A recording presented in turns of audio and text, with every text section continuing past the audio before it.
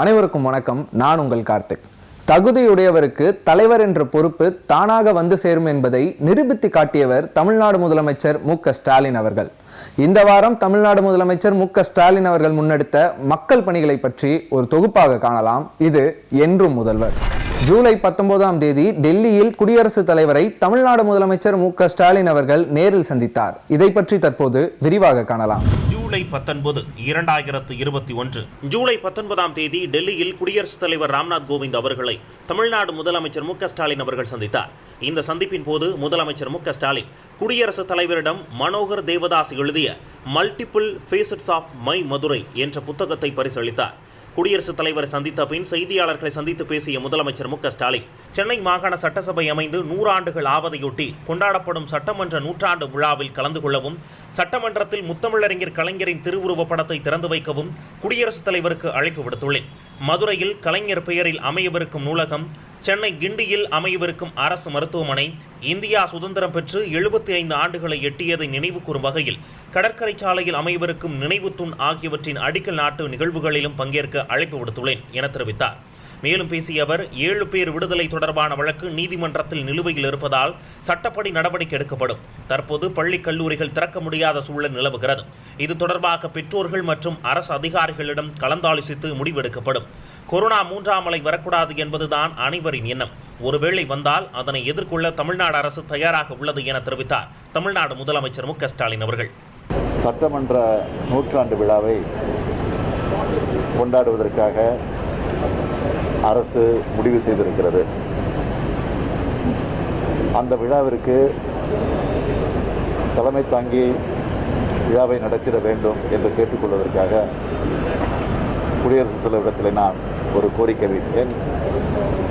அந்த கோரிக்கையை அவர் ஏற்றுக்கொண்டிருக்கிறார். தலைவர் கலைஞர் அவருடைய திருவுருவப்படத்தை சட்டமன்ற வளாகத்திற்குள் திறந்து வைக்கப்படும் என்ற அந்த செய்தியை சொல்லியிருக்கிறோம்.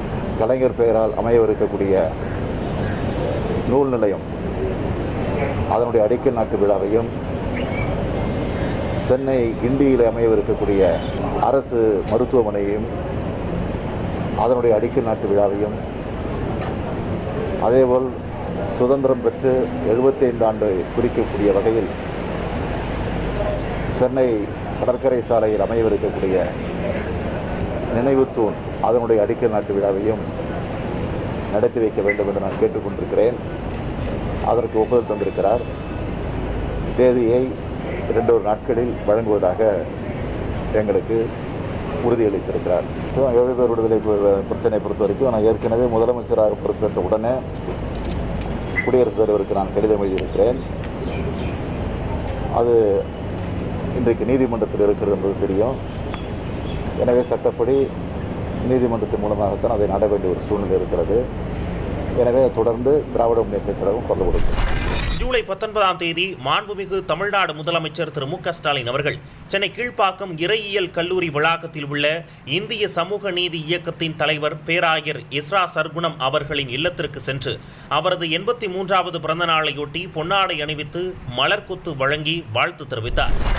ஜூலை 20ஆம் தேதி கழகத்தின் இரத்த நாளங்களாக திகழ்கின்ற இளைஞரணி தொடங்கப்பட்ட நாளை முன்னிட்டு தமிழ்நாடு முதலமைச்சர் மு.க.ஸ்டாலின் அவர்கள் தனது வாழ்த்துக்களை தெரிவித்தார். இதை பற்றியும் மேலும் ஜூலை 20ஆம் தேதி நடைபெற்ற மக்கள் பணிகளை பற்றியும் தற்போது காணலாம். ஜூலை 20, 2021 முத்தமிழறிஞர் கலைஞர் அவர்களால் 1980ஆம் ஆண்டு ஜூலை 20ஆம் நாள் மதுரை ஜான்சிராணி பூங்காவில் இளைஞரணி தொடங்கப்பட்டது. நான் இந்த மாபெரும் இயக்கத்தின் தலைவனாக தாய் தமிழ்நாட்டின் முதல்வராக அமர்ந்திட அடித்தளம் அமைத்து கொடுத்தது இளைஞரணிதான். இளைஞரணி உடன்பிறப்புகள் அனைவருக்கும் எனது நெஞ்சார்ந்த வாழ்த்துக்கள். இளைஞரணியை வழிநடத்தும் தம்பி உதயநிதி இளைஞர்களை கழகத்தை நோக்கி ஈர்த்து கொள்கை வகுப்புகளை நடத்தியும் செயல்பட்டு வருகிறார். இளைஞர்கள் இன்றைய நவீன ஊடகங்கள் அனைத்திலும் நம்முடைய கொள்கைகளை கொண்டு செல்ல வேண்டும். உயர்கல்வி, சிறந்த வேலைவாய்ப்பு, உடல் நலம், இனிய குடும்பம், சிறந்த எதிர்காலம் ஆகியவற்றோடு கழக பணியையும் ஆற்றி இளைஞரணியினர் சிறக்க வேண்டும் என தமிழ்நாடு முதலமைச்சர் மு.க.ஸ்டாலின் அவர்கள் தனது வாழ்த்துக்களை தெரிவித்தார். ஜூலை 20ஆம் தேதி சென்னை கிண்டியில் நடைபெற்ற தொழில்துறை கண்காட்சியை பார்வையிட்டார் முதலமைச்சர் மு.க.ஸ்டாலின்.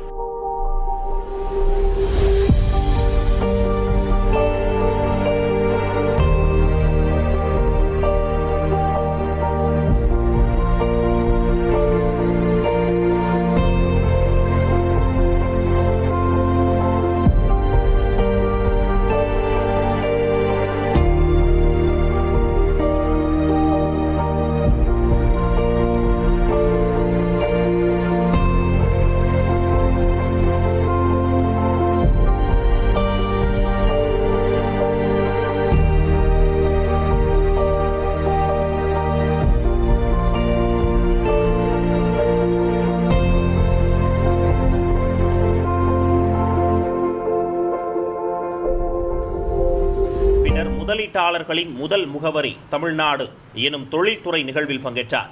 இந்த நிகழ்ச்சியில் தொழில்துறை அமைச்சர் தங்கம் தென்னரசு, தொழில்துறை முதன்மை செயலாளர் முருகானந்தம், தொழில் வழிகாட்டி நிறுவனத்தின் தலைமை செயல் அதிகாரி பூஜா குல்கர்னி உள்ளிட்ட தமிழ்நாடு அரசின் முக்கிய அதிகாரிகள், முதலீட்டாளர்கள், தொழில்துறையினர் கலந்து கொண்டனர். முதலீட்டாளர்களின் முதல் முகவரி தமிழ்நாடு நிகழ்வில் ரூபாய் 28,664 கோடி மதிப்பிலான 47 புதிய திட்டங்களுக்கான ஒப்பந்தங்கள் முதலமைச்சர் மு.க.ஸ்டாலின் முன்னிலையில் கையெழுத்தாகின. இந்த திட்டங்கள் மூலம் வாகன உற்பத்தி, காற்றாலை மின்சாரம், எரிசக்தி, சரக்கு போக்குவரத்து உள்ளிட்ட துறைகளில் 82,400 பேருக்கு வேலை வாய்ப்புகள் உருவாகும் என தெரிவிக்கப்பட்டுள்ளது. மேலும் இந்நிகழ்வில் 14 புதிய திட்டங்களுக்கு அடிக்கல் நாட்டிய முதலமைச்சர் மு.க.ஸ்டாலின் புதிய தொழில் நிறுவனங்களை ஊக்குவிக்கும் வகையில் 5 நிறுவனங்களுக்கு மானியம் வழங்கினார்.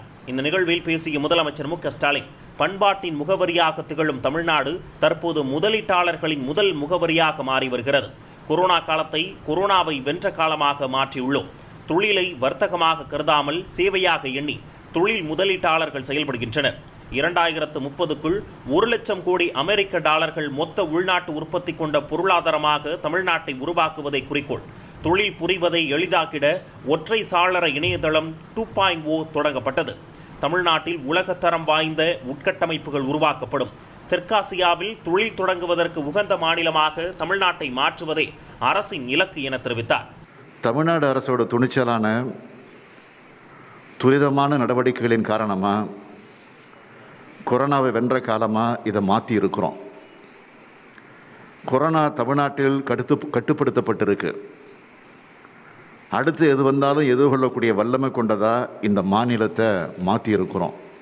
அதிக எண்ணிக்கையில் குறு சிறு மற்றும் நடுத்தர நிறுவனங்கள் இருக்கிறதுனால IoT 3D பிரிண்டிங் போன்ற பல நுண்ணிய தொழில்நுட்பங்கள் பயன்படுத்தி பணியாளர்கள் திறன்களை மேம்படுத்துறது, உலக விநியோக சங்கிலிகளுக்கான மதிப்பு கூட்டல் போன்ற பல நுட்பமான சிறப்பான பணிகளை நாம் மேற்கொள்வது என்பது காலத்தினுடைய கட்டாயம். ஜூலை 20ஆம் தேதி இந்திய கடல்சார் மீன்வள மசோதா 2021 நாடாளுமன்றத்தில் தாக்கல் செய்ய வேண்டாம் என்று பிரதமர் நரேந்திர மோடி அவர்களுக்கு தமிழ்நாடு முதலமைச்சர் மு.க.ஸ்டாலின் அவர்கள் கடிதம் எழுதினார். இதை பற்றியும் மேலும் ஜூலை 20ஆம் தேதி நடைபெற்ற மக்கள் பணிகளை பற்றியும் தற்போது காணலாம். ஒன்றிய அரசு கொண்டுவர உத்தேசித்துள்ள இந்திய கடல்சார் மீன்வள மசோதாவில் குறிப்பிட்டுள்ள விதிகள் கடலோர மீனவர் சமூகங்களின் நலன்களுக்கு எதிராக உள்ளது என்றும், இந்திய அரசியலமைப்பின் 7வது அட்டவணையின் மாநில பட்டியலின் கீழ் மாநிலங்களுக்கு வழங்கப்பட்ட உரிமைகளை மீறும் சில உட்பிரிவுகளை கொண்டுள்ளதாகவும் முதலமைச்சர் தனது கடிதத்தில் குறிப்பிட்டுள்ளார். ஒன்றிய அரசால் முன்மொழியப்பட்டுள்ள மசோதாவில் உள்ள சில பிரிவுகளில் மீனவர்கள் மீது குற்றச்சாட்டு சுமத்துதல், சிறையில் அடைத்தல், மீனவர்களுக்கு எதிராக வலிய நடவடிக்கைகளை எடுத்தல், கட்டணங்களை விதிப்பது, பெரும் அபராதங்களை விதிப்பது போன்ற மீனவர்களுக்கு எதிரான உட்பிரிவுகள் இருப்பதால் இது பரவலாக எதிர்ப்புகளையும் அனுமதியின்மையையும் ஏற்படுத்தியுள்ளது என்று குறிப்பிட்டுள்ள தமிழ்நாடு முதலமைச்சர் இந்த மசோதாவை நாடாளுமன்றத்தில் தாக்கல் செய்ய வேண்டாம் என்று பிரதமர் அவர்களை கேட்டுக்கொண்டுள்ளார். அனைத்து தரப்பு மக்களுடன் விவாதம் மற்றும் ஆலோசனைகள் நடத்திய பிறகு அவர்களின் கருத்துக்களை பெற்று மீனவர் நலன் காக்கும் வகையிலும் கடல் வளத்தை காக்கும் வகையிலும் புதியதொரு மசோதாவை நாடாளுமன்றத்தில் பின்னர் தாக்கல் செய்யலாம் என்று தெரிவித்துள்ள தமிழ்நாடு முதலமைச்சர் தற்போது உத்தேசிக்கப்பட்டுள்ள இந்திய கடல்சார் மீனவர் மசோதா 2021 நாடாளுமன்றத்தில் நிறைவேற்றும் முயற்சியினை தொடர வேண்டாம் என்று கேட்டுக்கொள்வதாக தனது கடிதத்தில் குறிப்பிட்டுள்ளார். மாண்புமிகு தமிழ்நாடு முதலமைச்சர் மு.க.ஸ்டாலின் அவர்கள் தலைமையில் ஜூலை 20ஆம் தேதி தலைமைச் செயலகத்தில் வேளாண்மை மற்றும் உழவர் நலத்துறையின் செயல்பாடுகள் குறித்து ஆய்வுக் கூட்டம் நடைபெற்றது.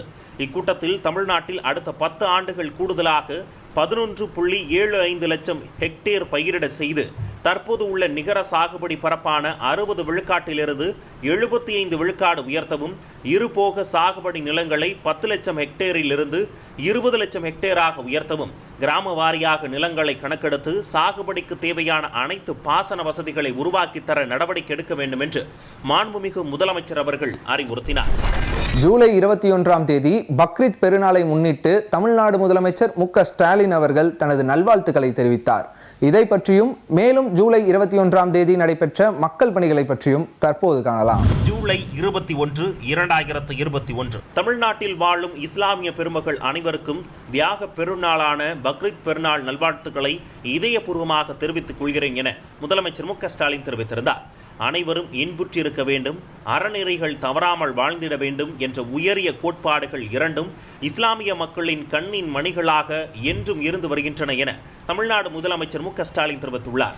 மேலும் ஈட்டிய பொருளை ஏழைகள், நண்பர்கள் அடுத்ததாக தங்களுக்கு என பகிர்ந்து கொள்ளும் பண்பையும் மனித நேயத்தையும் வெளிப்படுத்தும் தியாக திருநாளாம் பக்ரீத் பெருநாள் கொண்டாடும் இஸ்லாமிய பெருமக்கள் அனைவருக்கும் வாழ்த்துக்கள் என தனது ட்விட்டர் பக்கத்தில் முதலமைச்சர் மு.க.ஸ்டாலின் அவர்கள் பதிவிட்டுள்ளார். கணேஷ் என்பவர் ட்விட்டர் பக்கத்தில் கிபி 3ஆம் நூற்றாண்டிலிருந்து இன்றைய தமிழ் எழுத்துக்கள் வரை உள்ள தமிழ் எழுத்துக்கள் 741 கொண்டு திருவள்ளுவர் ஓவியத்தை வரைந்தேன் என பதிவிட்டார். இந்த ஓவியத்தை கண்ட முதலமைச்சர் மு.க.ஸ்டாலின் அவர்கள் அன்பின் வழியது உயிர்நிலை என்ற ஐயன் வள்ளுவரை தமிழ் மீது கொண்ட அன்பால் தமிழ் எழுத்துக்களால் ஓவிய காவியமாக்கிய கணேஷை எவ்வளவு பாராட்டினாலும் தகும், வள்ளுவம் போல் இந்த ஓவியமும் வாழும் என கணேஷுக்கு தனது வாழ்த்தினை தெரிவித்தார் முதலமைச்சர் மு.க.ஸ்டாலின் அவர்கள். ஜூலை 22ஆம் தேதி கொரோனா 3ஆம் அலையை சமாளிக்க ஆக்சிஜன் ஆணையர் என்ற புதிய பதவியை தமிழ்நாடு அரசு உருவாக்கியது. சுற்றுச்சூழல், காலநிலை மாற்றம் மற்றும் வனத்துறை மூலம் செயல்படுத்தப்பட்டு வரும் திட்டப்பணிகளை குறித்த ஆய்வுக் கூட்டம் ஜூலை 22ஆம் தேதி தலைமை செயலகத்தில் நடைபெற்றது. இதை பற்றியும் மேலும் ஜூலை 22ஆம் தேதி நடைபெற்ற மக்கள் பணிகளை பற்றியும் தற்போது காணலாம். ஜூலை 22, 2021 சுற்றுச்சூழல், காலநிலை மாற்றம் மற்றும் வனத்துறை மூலம் செயல்படுத்தப்பட்டு வரும் திட்டப்பணிகள் குறித்தும் அடுத்த 10 ஆண்டுகளில் இத்துறைகளில் தொலைநோக்குடன் செயல்படுத்தப்பட வேண்டிய திட்டங்கள் குறித்தும் தமிழ்நாடு முதலமைச்சர் மு.க.ஸ்டாலின் அவர்கள் தலைமையில் ஜூலை 22ஆம் தேதி தலைமைச் செயலகத்தில் ஆய்வுக் கூட்டம் நடைபெற்றது. மரம் நடுதல் திட்டத்தை தீவிரப்படுத்தி தமிழ்நாட்டின் வனப்பரப்பை 33% உயர்த்துவதற்கு நடவடிக்கைகள் எடுக்கப்பட வேண்டும் என்றும் மனிதர்கள், வனவிலங்குகளுக்கு இடையேயான மோதல்களை கட்டுப்படுத்துவதற்கான உரிய வழிமுறைகளை மேற்கொள்ள வேண்டும் என்றும் முதலமைச்சர் அவர்கள் அறிவுறுத்தினார்.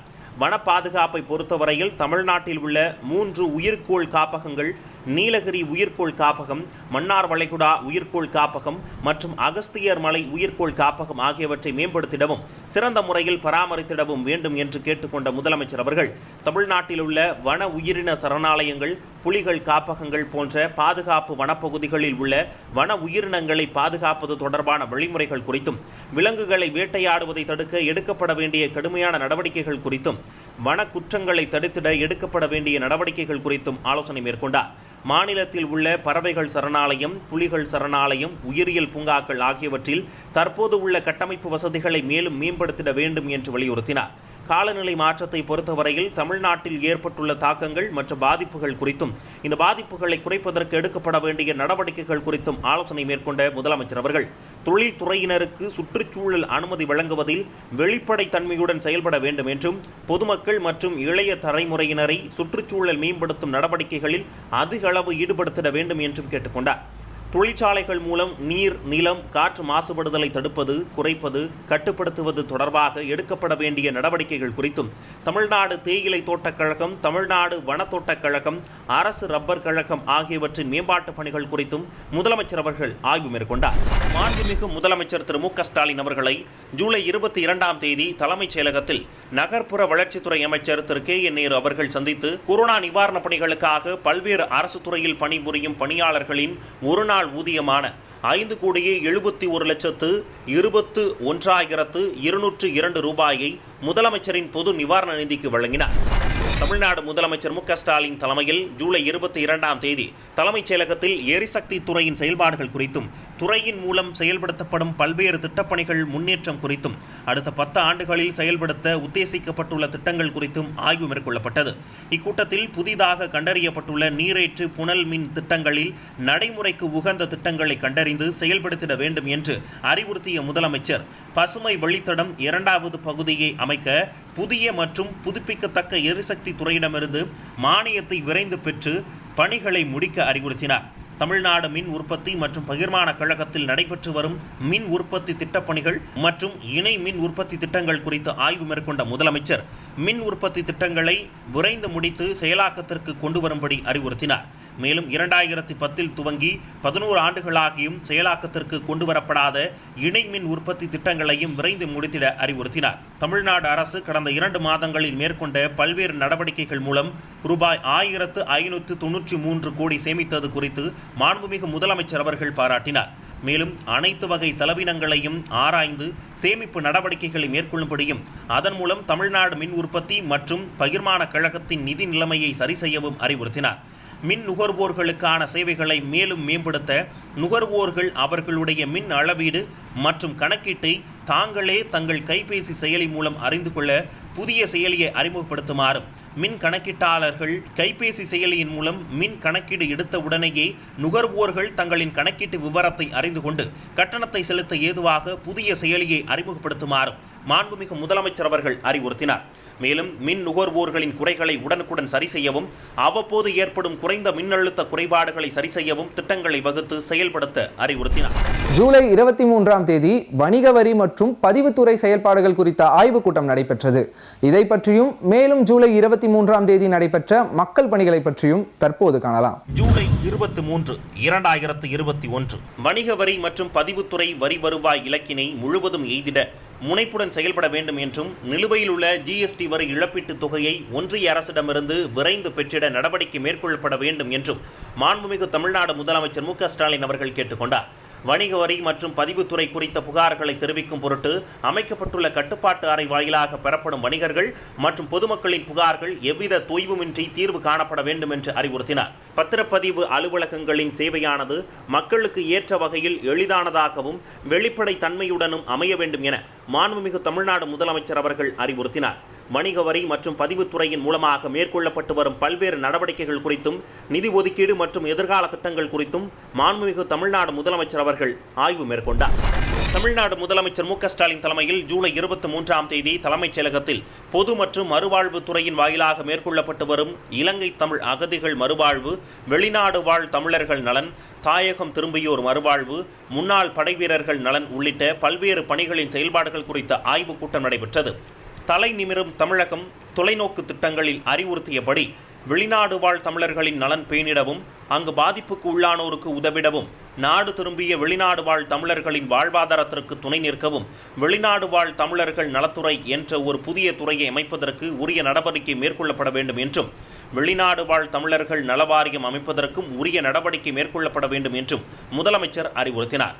இலங்கை தமிழர்களின் பிரச்சினைகளுக்கு தீர்வு காண வழிகாட்டுதல் குழு அமைக்க நடவடிக்கை மேற்கொள்ளப்பட வேண்டும் என்றும், முகாம் வாழ் இலங்கை தமிழர்களுக்கு வீடுகள் கட்டுவதற்கும், குடிநீர், கழிவறை வசதி, தெருவிளக்கு, மின் வசதி உள்ளிட்ட பல்வேறு அடிப்படை வசதிகளை மேம்படுத்திடவும், மாதாந்திர பணக்கொடையை உயர்த்தி வழங்கிடவும், சமையல் பாத்திரங்கள் மற்றும் துணிமணிகள் வழங்குவதற்கான ஒதுக்கீட்டினை உயர்த்தி வழங்கிடவும் நடவடிக்கை எடுக்க கேட்டுக்கொண்டார். மேலும் இலவச சமையல் எரிவாயு இணைப்பு வழங்கவும், திறன் மேம்பாட்டு பயிற்சி வழங்கவும் நடவடிக்கை மேற்கொள்ள முதலமைச்சர் அறிவுறுத்தியுள்ளார். வெளிநாடு வாழ் தமிழர்களுக்கு காப்பீட்டு திட்டம், அடையாள அட்டை, கட்டணமில்லா தொலைபேசி உதவி மையம், வெளிநாடு வாழ் தமிழர்களின் குழந்தைகளுக்கு தமிழ் மொழியை இணைய வழியில் கற்பிப்பதற்கு தமிழ் இணைய கல்விக் கழகம் அமைப்பது ஆகியவை தொடர்பாக ஆலோசிக்கப்பட்டது. புதிதாக முன்னாள் படைவீரர் நல அலுவலகங்கள் தோற்றுவிக்க ஆய்வுகள் மேற்கொண்டு உரிய நடவடிக்கை மேற்கொள்ள வேண்டும் என்று அறிவுறுத்திய முதலமைச்சர் அவர்கள் முன்னாள் படைவீரர் நல வாரியத்தின் செயல்பாடுகள் குறித்து ஆய்வு செய்யப்பட்டதுடன், முன்னாள் படைவீரர்கள் மற்றும் அவர்களின் குடும்பத்தினருக்கு பயனளிக்கும் வகையில் திறன் மேம்பாடு, வேலைவாய்ப்பு ஆகியவற்றிற்கு முக்கியத்துவம் அளித்து திட்டமிட்டு செயல்பட வேண்டும் என்று முதலமைச்சர் அறிவுரை வழங்கினார். சிறு குறு நிறுவனங்களுக்கு சலுகைகளை அறிவித்து தமிழ்நாடு அரசு அரசாணை வெளியிட்டது. இந்த அரசாணையில் டெண்டருக்கான தொகை செலுத்த தேவையில்லை, தமிழ்நாடு அரசின் ஸ்டார்ட் அப் டிஎன் முகமையில் பதிவு செய்து இருந்தால் போதுமானது, அரசு டெண்டரில் பங்கேற்கும் நிறுவனங்களுக்கு முன் அனுபவம் தேவையில்லை, வருடத்திற்கு குறிப்பிட்ட தொகையை விற்பனை வருமானம் செய்திருக்க வேண்டிய அவசியமில்லை, 20 லட்சத்துக்கும் குறைவான கொள்முதலுக்கு மட்டுமே இந்த சலுகைகள் வழங்கப்படும் என்று அறிவிக்கப்பட்டுள்ளது. ஜூலை 24ஆம் தேதி அணைகள் இல்லா மாவட்டங்களில் தடுப்பணைகளை உருவாக்கிட வேண்டும் என்று தமிழ்நாடு முதலமைச்சர் மு க ஸ்டாலின் அவர்கள் அறிவுறுத்தினார். இதை பற்றியும் மேலும் ஜூலை 24ஆம் தேதி நடைபெற்ற மக்கள் பணிகளை பற்றியும் தற்போது காணலாம். ஜூலை 24, 2021 தமிழ்நாடு முதலமைச்சர் மு க ஸ்டாலின் அவர்கள் தலைமையில் ஜூலை 24ஆம் தேதி தலைமைச் செயலகத்தில் நீர்வளத்துறையின் செயல்பாடுகள், துறையின் மூலம் மேற்கொள்ளப்படும் பல்வேறு திட்டப்பணிகள் முன்னேற்றம், புதிதாக செயல்படுத்த உத்தேசிக்கப்பட்டுள்ள திட்டங்கள் ஆகியவை குறித்து ஆய்வுக் கூட்டம் நடைபெற்றது. இக்கூட்டத்தில் தமிழ்நாடு முழுவதும் உள்ள நீர்நிலைகளை புனரமைத்து தூர்வாரி நீரின் கொள்ளளவை அதிகப்படுத்திட நடவடிக்கை மேற்கொள்வதோடு, புதிய நீர்நிலைகளை உருவாக்கிடவும், மழைநீர் மூலம் கிடைக்கும் நீரை முழுமையாக சேமித்து பயன்படுத்த அணைகள் இல்லாத மாவட்டங்களில் புதிய நீர் சேமிப்பு கட்டுமானங்களை, குறிப்பாக தடுப்பணைகளை உருவாக்கிட வேண்டும் என்று முதலமைச்சர் அவர்கள் அறிவுறுத்தினார். மாநில நிதி பணிகளான காவிரி டெல்டா மாவட்டங்களில் மேற்கொள்ளப்பட்ட சிறப்பு தூர்வாரும் பணிகள், அத்திக்கடவு அவிநாசி நீர்ப்பாசனம், நிலத்தடி நீர் செறிவூட்டுதல் மற்றும் குடிநீர் வழங்கும் திட்டம், மேட்டூர் சரபங்கா நீரேற்று திட்டம், காட்டூர் தத்தமஞ்சு ஏரிகளின் கொள்ளளவினை மேம்படுத்தி நீர்த்தேக்கம் அமைக்கும் திட்டம், விழுப்புரம் மாவட்டத்தில் உள்ள கழுவேலி ஏரி மற்றும் செங்கல்பட்டு மாவட்டத்தில் உள்ள குளவா ஏரிகளை மீட்டெடுக்கும் திட்டம் குறித்தும் ஆய்வு மேற்கொண்ட முதலமைச்சர் அவர்கள் நபார்டு நிதி உதவியுடன் புதிய தடுப்பணைகள் கட்டுதல், அணைக்கட்டுகள் மற்றும் நீர்நிலைகளை புனரமைப்பு செய்தல், செப்பனிடுதல், புனரமைத்தல் மற்றும் புதுப்பித்தல் திட்டத்தின் கீழ் ஏரிகள் உள்ளிட்ட நீர்நிலைகளில் நடைபெறும் புனரமைப்பு பணிகளின் முன்னேற்றம் குறித்தும் ஆய்வு மேற்கொண்டார். மேலும் நீர்வள ஆதாரத்தை அதிகரிக்கும் வகையில் புதிய தடுப்பணைகள் மற்றும் புதிய நீர்நிலைகளை உருவாக்கிடவும், விவசாயிகளின் நலன் கருதி பல ஆண்டுகளாக சீரமைக்கப்படாமல் இருக்கும் நீர்நிலைகளை செப்பனிடவும், கால்வாய்களை சரி செய்யவும் முன்னுரிமை வழங்கி பணிகளை விரைந்து மேற்கொள்ள முதலமைச்சர் அவர்கள் அறிவுறுத்தினார். தமிழ்நாடு முதலமைச்சர் மு.க.ஸ்டாலின் அவர்கள் தலைமையில் ஜூலை 24ஆம் தேதி தலைமைச் செயலகத்தில் புவியியல் மற்றும் சுரங்கத்துறை, தமிழ்நாடு கனிம நிறுவனம் மற்றும் தமிழ்நாடு மேக்னசைட் நிறுவனம் ஆகியவற்றின் செயல்பாடுகள் குறித்த ஆய்வுக் கூட்டம் நடைபெற்றது. இக்கூட்டத்தில் சுற்றுச்சூழல் மற்றும் சூழலியல் பாதிக்காமல் சுரங்கப் பணிகளை மேற்கொள்வது குறித்து நிலையான சுரங்க கொள்கையை உருவாக்க வேண்டும் என்று தமிழ்நாடு முதலமைச்சர் மு.க.ஸ்டாலின் அவர்கள் அறிவுறுத்தினார்.